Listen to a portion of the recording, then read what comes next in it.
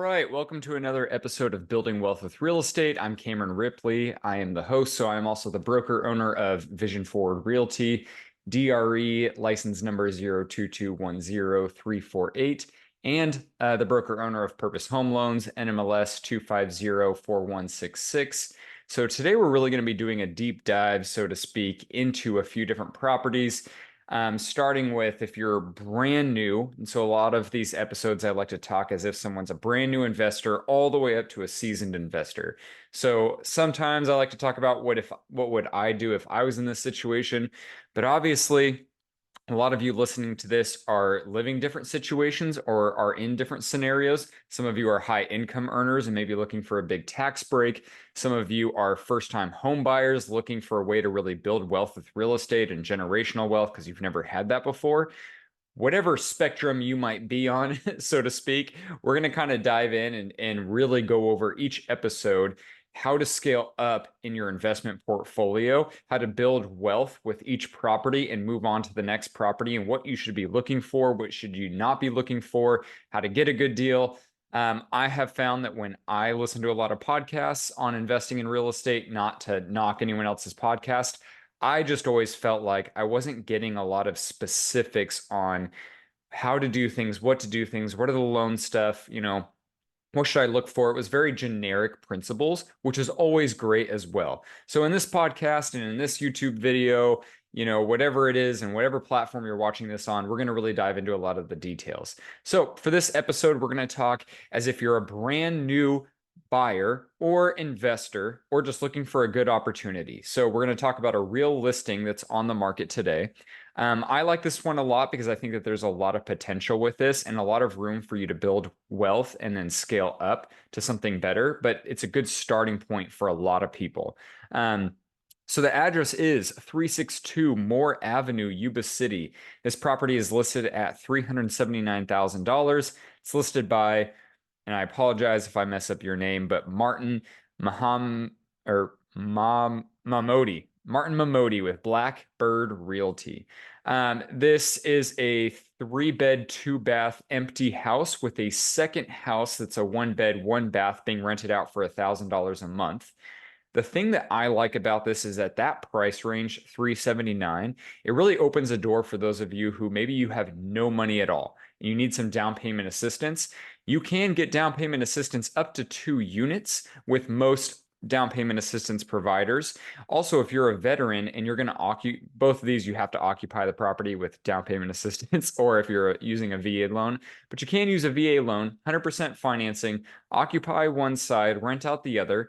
What's nice is for a lot of people, with interest rates being as high as they are, that extra $1,000 a month that you can count towards your income and use that current renter, their payment towards your income, is just going to give you a little bit more ledge up. So if you're maybe not the highest income earner, but you're looking for a way to start to build wealth and you don't want to have to go get this huge paying job or wait, or you're young in the work industry, whatever it might be, that extra $1,000 a month from that renter is going to go a long way in your qualification and in your buying power. So what I would do is if, I'm a veteran, so I would go in and use my VA loan. If I wasn't a veteran, I would either do down payment assistance and try to keep the money in my pocket so that I could go and then invest in the property. But if I can't handle that monthly payment, because, most down payment assistance programs come at a slightly higher interest rate or a significantly higher interest rate, I would save up enough for at least a 3% down payment if I'm a first-time home buyer. And so that's $11,370. If I was a first-time investor, right? So I just want to buy this property as an investment property. Depending on the lender you go with, most are going to require 20% down if it's just an investment property. There are sometimes that will offer, there's peculiar lenders, will allow you to do 10% down. But for the sake of these videos, I'm just going to say 20% down. So there's a lot of people out there who own their own house.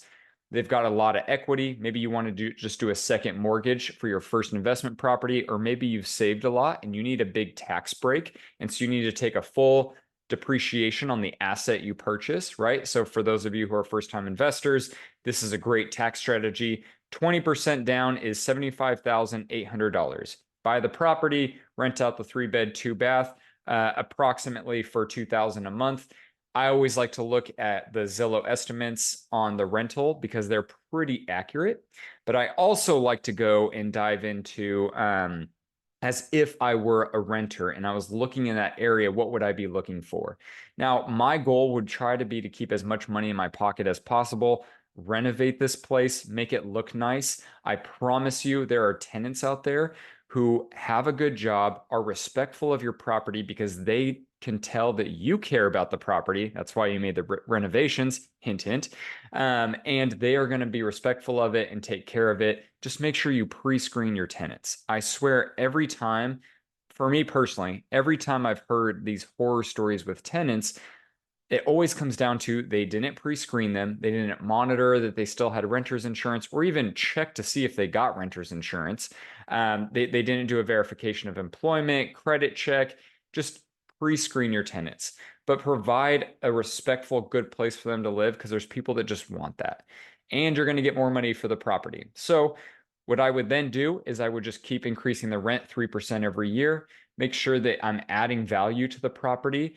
And from there, I can do a 1031 exchange and scale up because I probably am going to take that 20% down or whatever it might be. I'm going to add so much value to the property. Also, add value by increasing the rent. So if there's another investor who wants to come in, maybe they can use a DSCR loan, so a debt service coverage ratio, because my rents are so high that they don't even have to use their own income to qualify. They just have to have the down payment, right? But now I can sell it at so much higher of a price that it's just going to allow me to scale up and buy something so much bigger that cash flows a lot more. So in the next episode, we're going to dive into another one. So stay tuned or click the link for the next episode. Thank you.